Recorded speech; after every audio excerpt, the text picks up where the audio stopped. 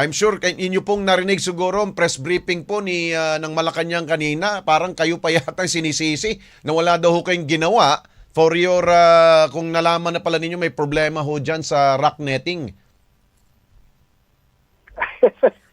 Ay, nakakalungkot naman na ako pa yung ina-accuse nila na wala akong ginawa. And then in Opo. fact, as early as 4 years or 5 years ago, nire-raise ko na yung issue na yan. Oho. Anyway, intindihin ko na lang siguro sila at siguro may pinagdadaanan lang. Oho. Ito po yung exact na sinabi po ng Malacanang, ha.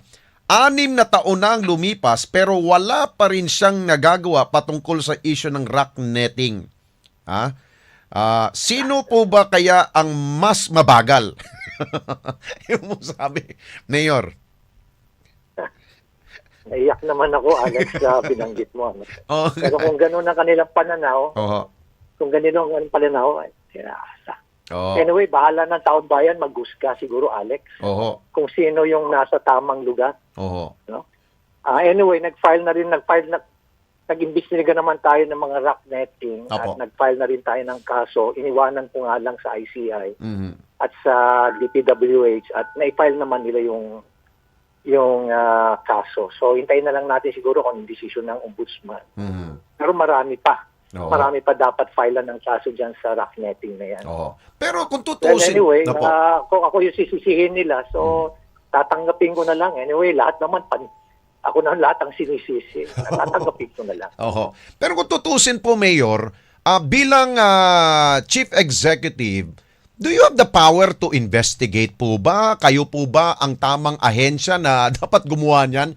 Na hindi naman to, hindi na nyo trabaho yata ho yun Mayor, di ba? Well, as local chief executive, kung may nakita kang anomalya sa rock netting sa lugar mo, dapat Opo. imbestigahan mo yan. Okay. Incumbent upon you. Kasi dapat as public servant Oho. and as public official, you have to make sure that every peso is spent for the common good at to support public interest. Mhm.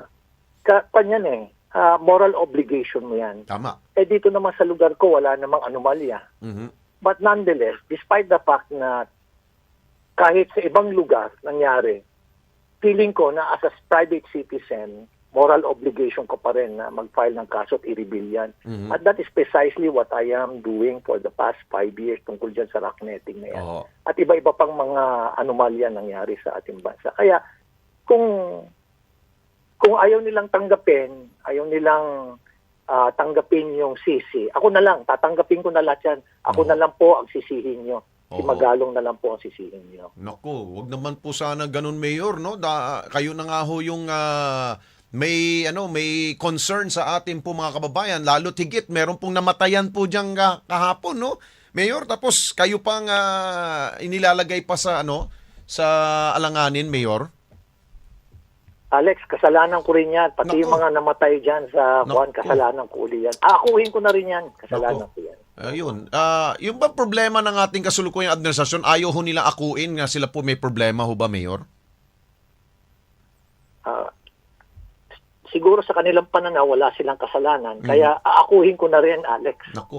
Oho. Ako na rin ang may kasalanan. No? Oho, nako, grabe. Mayor, dapat hindi po ganun, no? Kayo naman po, gumagawa naman ho ng aksyon po dyan at inyo lang pong binabanggit sa kanila kung anong dapat rin nilang gawin. Di ba, Mayor?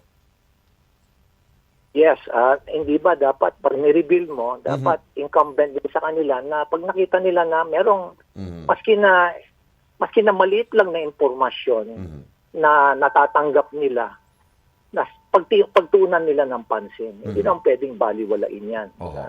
Pagtuunan nila ng pansin at immediately conduct investigation. Ganun talaga yung trabaho ng mga ahensya dapat, di ba? You're there to provide services and at the same time, Yeah. make sure na ulitin ko ulit, na every fund, every peso should always count. At dapat ito, gamitin ito sa tama. Oho. But nonetheless, ulitin ko ulit, Alex, kasalanan ko rin lahat yan. Oho. Okay. Anyway, Mayor, kumusta po ang search ba? Search and rescue pa rin ho ba? O retrieval na ho ngayon? Ano bang latest po dyan? At tinerminate ko na yung search and rescue dahil na-recover na namin lahat yung mga missing, Alex. Opo. Kaya ang next na phase na namin is relief and recovery na. At yung matinding clean up drive, pero hindi pa kami makapag-umpisa ngayon except yung relief operations ngayon dahil hindi pa stable yung area at umuulan pa rin dito sa Baguio. Nakakatuwa ngayon, nandito si Secretary Rex talaga, no?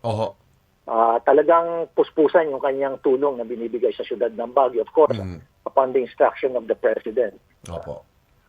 Yun yun. So far po, 13 pa rin po bang bilang? Namin ngayon yung 13 pa rin ho bang bilang? malaking bagay yung pinutulang. Opo. Come again, Alex? Ilan Come po again. yung total na nasawi po dyan sa nangyari ho? 10 lahat, Alex. 10? 12, 10 lahat at yung 12 yung survivors. So. Okay. So 10 tapos 12 ang survivors. Ano ho bang matatanggap hong tulong po ng mga namatayan po, Mayor? Well, unang-una yung financial assistance, tapos yung kanilang psychosocial support din. Pati yung medical assistance, binibigay natin lahat. Tulong din ng DSWD. Malaking tulong ang DSWD, sila sa Secretary Rex Gatchalian.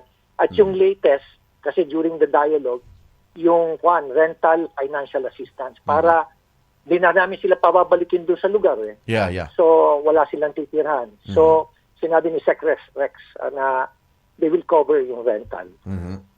Malipat lamang ho sila no sa safe na lugar. Yes. Okay. At kasama na rin sila sa listahan ng silang priority namin sa list of beneficiaries for our socialized housing. Okay. Sige po. Mayor, maraming salamat muli po sir at ingat po kayo at good luck po. Maraming salamat, Alex. Thank you po. Mayor Benji Magalong ng lungsod ng Baguio. Ayun, grabe no. Yan ang leader, akuin mo na lang lahat. Grabe. Mabuti pa ang mayor ng Baguio, umaako. Na hindi naman dapat niya akuin, no? Ayan. Yan ang matinding buwelta doon sa Malacanang. Dahil grabe kasi yung yung patutsada po ng kabila. Wala ka naman din ginawa eh. Kaya sabi nga ni Mayor, akuin ko na lang. Sige na, ako na lahat ng may mali. Yan, tama. Ay, nako.